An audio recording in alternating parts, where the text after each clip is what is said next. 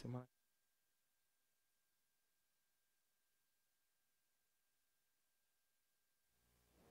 Pessoal, tudo bem? Olha nós aqui de novo para mais um simuladinho, né? O assunto de hoje é uma lei que tem caído nos concursos mais recentes, que é a lei das estatais, a lei 13.303, né? A gente selecionou 13 itens de uma prova aplicada recentemente pelo CESP, lá da EMAP, no Maranhão, para o cargo 4. Né? O CESP aplicou essa prova, muito boa prova, inclusive para as estações de contrato, a gente comentou toda, e resolveu trazer para cá para vocês as questões sobre a lei das estatais. A parte teórica, o material escrito e as aulas, claro, estão disponíveis para quem é nosso aluno regular, no nosso site, lá no curso completo de estações e contratos, né? Caso assista essa aula, tenha interesse, manda um e-mail para nós que a gente consegue um desconto para você. Marca aí, ó, Bernardes, anota aí se você quiser meu e-mail, tá? bernardes.1@gmail.com. Dá uma olhadinha lá, entra lá no nosso e-mail se quiser, diz assim, professor, vi a aula, só colocar assim, desconto, lei das estatais, né? Avisa que viu a aula da lei das estatais, que a gente concede para você um desconto de ex-aluno, né, de 30%, né, para você poder fazer o curso completo conosco, o curso de estações e contratos, joia? Para isso, né, para treinar um pouquinho, vamos falar desse assunto? Me acompanha aí, ó. Vamos direto e reto logo aí para a nossa primeira questão, que é essa aí, ó. Se a variação do custo de obra de engenharia na região Nordeste for maior do que no restante do país, então, ao Conselho de Administração de uma empresa pública estabelecida lá no Maranhão, porque essa empresa que aplicou essa prova é no Maranhão, é a EMAP, né? Empresa Maranhense de Administração de Portos, será permitido alterar o limite de 100 mil, definido em lei, para a dispensa de licitação de obras e serviços de engenharia. É interessante isso, dá uma olhadinha depois, no artigo 29 da Lei 13.303, de 2016. Essa lei, na realidade, ela regulamenta o artigo 173, parágrafo 1º, inciso 2º da Constituição Federal, que diz que todas as empresas públicas, sociedades mistas, elas devem ter, né, teriam e têm, agora têm, uma lei para cuidar de suas licitações. Antes não possuíam, antes era a Lei 8.666, agora tem a Lei 13.303, que fez diferença dessas empresas estatais, das empresas públicas e sociedades mistas com relação aos órgãos da direta, autarquias e fundações, né? Só lembrando, vai no seu material se você quiser e anota, para os que estão anotando, né? A lei das estatais, a lei 13.303 de 2016, ela vem regulamentar o inciso 2 do parágrafo 1º do artigo 173 da Constituição Federal, e ela abrange as empresas estatais. Essas empresas estatais, elas podem ser de 3 categorias: as sociedades de economia mista, as empresas públicas e outras empresas sobre as quais, eventualmente, o Estado tem maioria do poder acionário que dá direito a voto das ações ordinárias. Então, essas empresas todas aí são empresas estatais e, claro, são bem diferentes dos órgãos da direta, das autarquias, das fundações. Para deixar bem claro, a Petrobras não é a mesma coisa que o Ministério aqui em Brasília. A Caixa Econômica não é a mesma coisa que a Universidade aí no Maranhão para os que são maranhenses, né? Ou ainda, o Banco do Brasil não é igual à Funasa. Então, o que a lei fez, né, a lei das estatais, foi fazer a separação que é desejada pela Constituição Federal. Na verdade, tem uma lei hoje para as licitações feitas para as estatais. E curioso, vai no seu material, me acompanha logo aí. Ó. Olha só. Então, o limite para dispensa hoje, para obra em estatais, é R$100 mil. Né? Na lei de licitações, hoje, atualmente, para obras, a lei 866, aliás, para órgãos da direta, autarquias e fundações, o limite de dispensa para obras é de R$33 mil, por conta do decreto 9412 de 2018, para quem faz aula conosco também, isso já está atualizado lá no nosso material, mas aqui o limite é de R$100 mil. O curioso, esse limite está na lei, vai no seu material, mas a lei das estatais, não lembro exatamente agora qual artigo, permite que o conselho de administração da própria empresa, no caso, uma empresa pública lá do Maranhão, que seria a própria EMAP, né? O conselho ele pode alterar o limite de 100 mil definido em lei para dispensa de licitação para obras e civil engenharias. O gabarito é correto. Então, hoje, nós temos como limite de dispensa de licitação baseado em pequeno valor, claro, para as empresas estatais, 50 mil para uma compra e 100 mil para obras e serviços de engenharia. Hoje é esse limite, né, bastante maior do que o limite lá da Lei 8666, né, que alguém vai lá e confere no 24.2 e fala assim, Sandro, esse limite aí que você falou de obra na Lei 8666 de 33 mil, não está aqui assim. Pois é, não está aí assim e nem vai estar. Por que não? Porque quem atualizou esse limite lá da Lei de Licitações é o decreto 9412, mas esse é um outro papo, é uma outra história. O fato é que aqui no caso da Lei das Estatais, o limite hoje é de 50 mil para uma compra, de 100 mil para uma obra, sendo que tais limites podem ser alterados por cada empresa para refletir a variação desses custos por decisão do Conselho de Administração. Ok, pessoal? Então é possível que o limite de dispensação para empresas estatais seja alterado por decisão da própria empresa. Joia? Maravilha. No seu material, continua conosco, por favor. Muito bem. A contratação de uma empresa advocatícia para a defesa de causa judicial de uma empresa pública deve ser, palavra que dói, né? Sempre decorrente de licitação. Olha, errado o item, porque o artigo 30 da Lei 13.303 possibilita, admite a contratação direta. O curioso é que a lei das estatais deixou de chamar de inexigibilidade aquilo que na lei de licitações nós chamamos de inexigibilidade. Agora chama dessa tal aí contratação direta. O que é a contratação direta?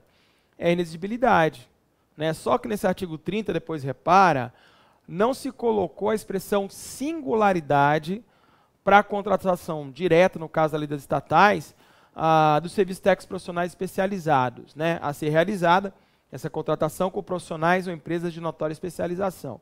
Então, hoje, na lei de licitações, na lei das estatais, vai, tá?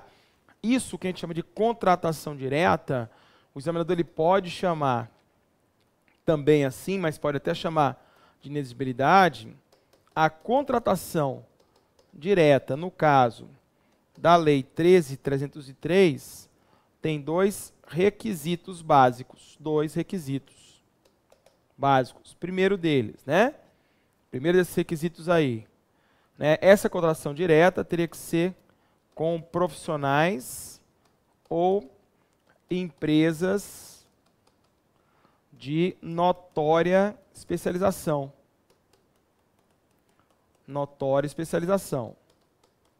Igualzinho ao que tem na Lei 8666, né? Então teria que ser um bambambam, teria que ser um famosão no mercado aí, né? Então, por exemplo, serviço advocatícios, uma causa específica, Celso Antônio Bandeira de Melo. Essa que seria a ideia, né? Contratar com o Celso Antônio para que ele tratasse do assunto da causa que a administração pública pretende tratar. Ok? Ainda no seu material, o outro requisito, aqui seria o segundo requisito, seria para serviços técnicos, profissionais, especializados, que vão estar enumerados nesse artigo 30, lá da Lei 13.303.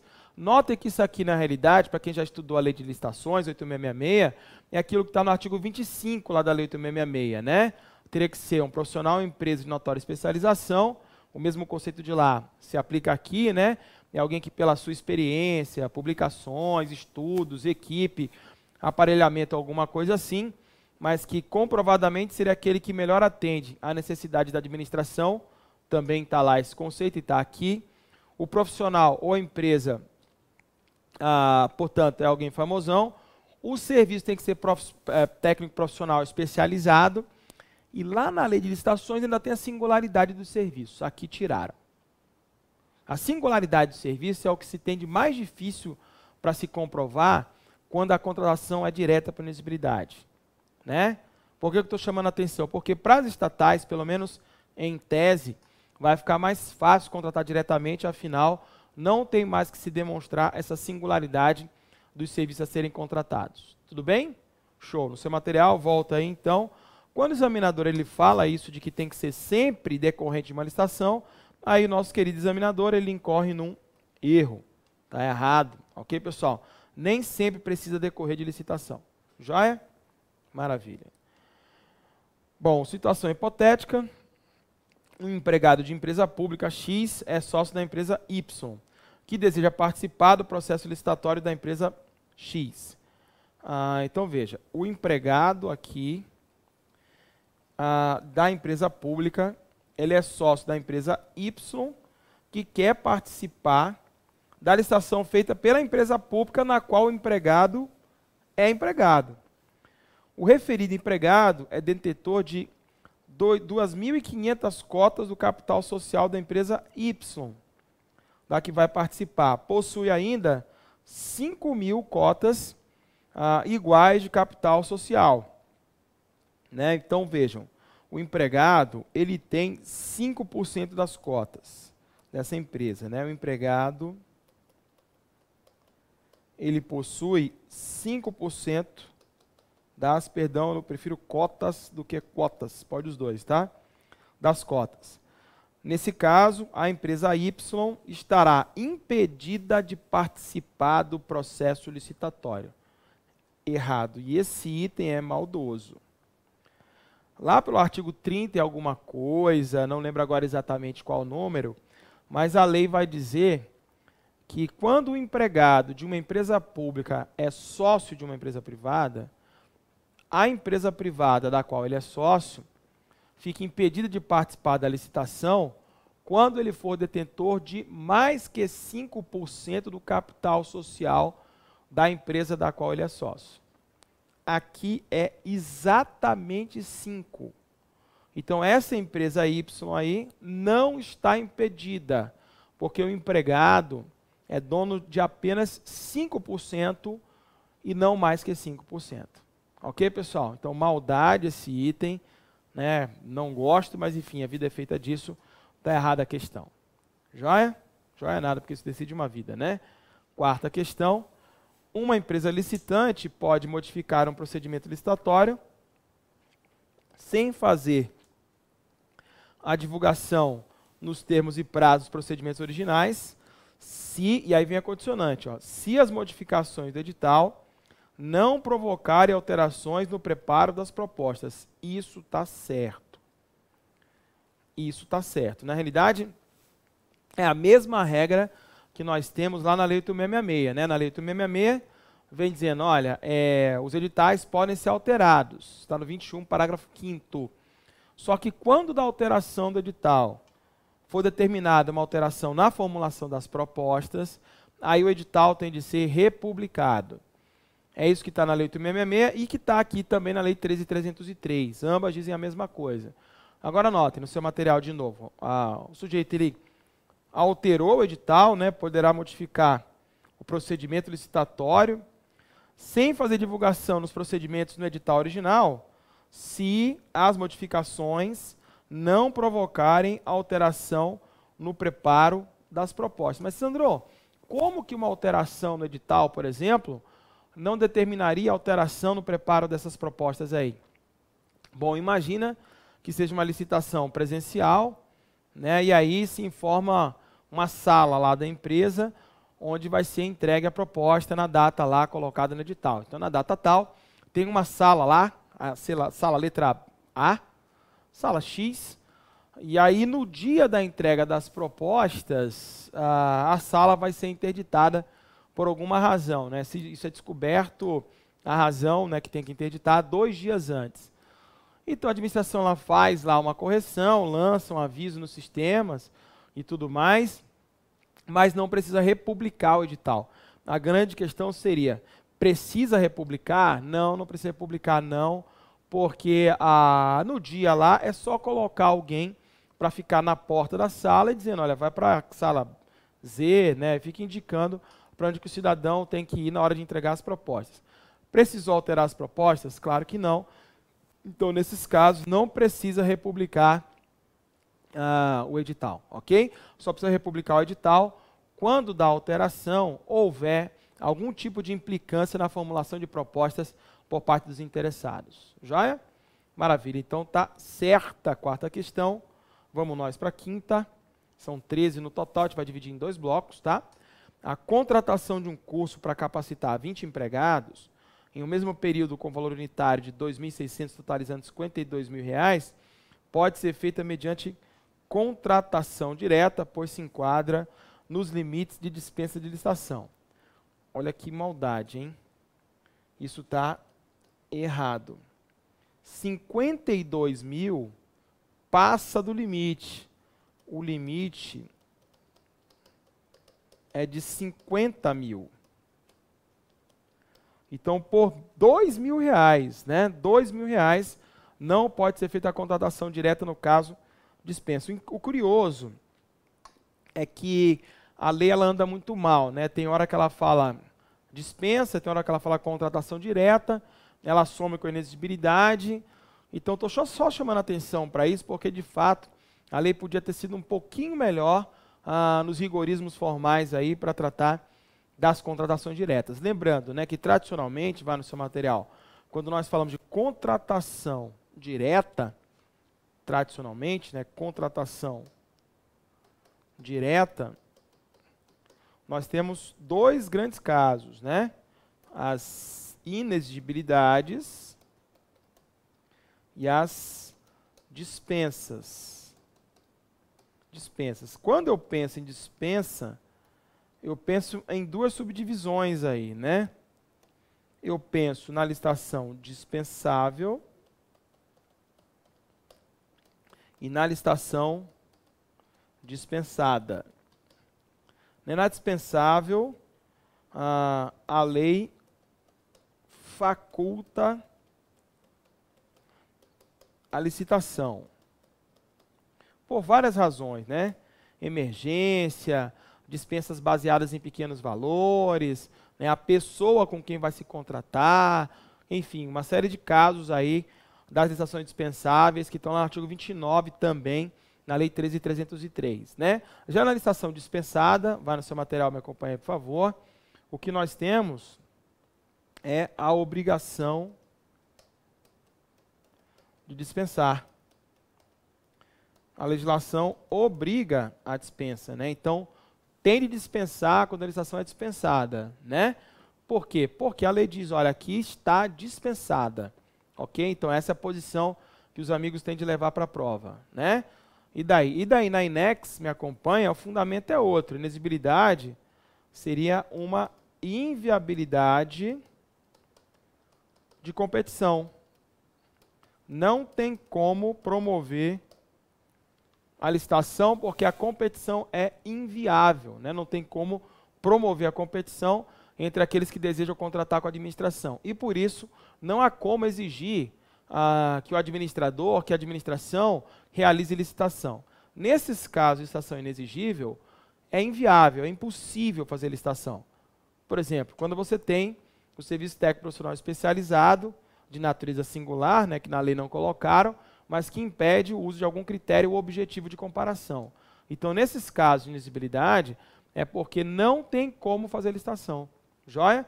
E a lei das estatais ela é meio confusa, ela fala dispensa, ela fala inexigibilidade, ela fala contratação direta, então há uma confusão semântica, mas de qualquer maneira dá para entender esse item, né? Volta para ele, por favor, porque aí é bem tranquilo, o limite da dispensa seria 50 mil e não 52 mil, por isso é errada essa quinta questão. Na sexta, empreitada por preço unitário é o regime característico de contratação de profissional autônomo para realizar serviço comum de obras de engenharia. Nossa Senhora, né? Então o item está bem errado. Né? Bem errado. Na verdade, empreitada por preço unitário é quando você tem certo grau de imprecisão. Quando você tem uma imprecisão latente, né? Aí o que se faz? Usa-se a empreitada por preço unitário, né? É muito comum em obras com um grau maior de imprecisão, né? Remoção, por exemplo, de material de um terreno, né? Transporte, remoção mesmo de escavação. Aí se faz por empreitada por preço unitário, porque você não sabe exatamente quanto que que você vai tirar dali. Então tem outros exemplos também, mas o fato é que quando a gente fala de empreitada por preço unitário, é porque haveria ali um certo grau de imprecisão. Ok? Não tem nada a ver com esse conceito aí que o examinador, de vez em quando ele faz isso, criou. Ok? Então, errada a sexta questão. Para o último desse bloquinho, são blocos menores mesmo, não se espantem, são simuladinhos, né? São 2, vai treinando. O elaborador de projeto básico de uma licitação para obras e serviços de engenharia, ele está proibido de participar da respectiva licitação. Tá certo isso? Não muda com relação à Lei 666, né? Quem elabora o projeto básico não pode depois participar da licitação, né? O que é o projeto básico, Sandro? Sobre o projeto básico, os interessados vão ofertar suas propostas. O que é isso? Né? O interessado, a empresa, vai lá, examina no que tem no projeto básico ali e vai oferecer a proposta com base nisso, né? Em cima do projeto básico. Beleza. Se ele elabora o projeto básico, aí fica meio cruel, né? Fica meio, diria, antisonômico, né? Porque o cara fez o projeto básico, aí depois ele oferece proposta na licitação, aí, né, perde o sentido, porque ele sabe muito mais do que qualquer outro. Né? Agora, numa boa, né, com meu dinheiro, Sandro particular, esquece Sandro servidor, Sandro auditor do TCU. Com meu dinheiro, muitas vezes isso pode ser interessante. Né? Porque se eu faço um projeto básico com alguém para construir uma casa para mim, depois eu contrato esse alguém e essa casa tendencialmente vai ficar mais barato do que se eu contratar um outro empreiteiro. Né? Eu posso fazer isso porque o dinheiro é meu, eu faço o que eu bem entender do meu dinheiro, se eu quiser eu queimo, é meu mesmo, não vou queimar, mas posso. Né? Enfim, o fato é que para a administração tem um monte de outras coisas mais, né? Regras que são mais publicistas, que não permitem esse tipo de coisa. Agora, essa não é uma ideia boa de contratar quem fez o projeto básico para depois fazer a obra? Pois é. Aí você vai no seu material e coloca o seguinte, tem nada a ver com esse item, tá? Contudo, na contratação integrada, que a gente não vai ver aqui por conta do tempo, mas vai estar no seu material de apoio, né? Lá para leitura no curso da gente, isso é possível. Então, a contratação integrada é o que outros países chamam de turnkey, né? Virou a chave e tudo funciona. Né? Então, é como se fosse, deixa eu ver um exemplo aqui, a Infraero vai construir um aeroporto, tem uma área lá qualquer no município onde ela vai construir esse aeroporto, aí fala para o mercado assim, olha, tem essa área aí para construir um aeroporto para não sei quantos milhões de passageiros por ano. O que vocês podem fazer? Aí o cidadão lá que, né, vencer, tem toda uma regra para isso, a licitação nessa contratação integrada, ele vai oferecer desde o projeto básico até a entrega final da obra. Né? Então é só chegar lá, Infraero, chegar lá e pá, bater a chave e tudo funcionar. Essa que é a tal da contratação turnkey. Ok, pessoal? Isso pode acontecer, mas isso tem que ser entendido como regra, melhor, como exceção e não como regra. Porque para as empresas estatais, a regra vai ser a contratação semi-integrada, como nós veremos mais adiante. Joia? Maravilha, vai no seu material. Aliás, vamos fazer o seguinte, vamos dar uma paradinha, porque o bloco já está beirando os 25, os nossos blocos são de 25 minutos, para quem não faz aula com a gente, para ficar uma coisa mais leve. Né? Então, você dá uma paradinha rápida e volta na segunda parte do simulado já já.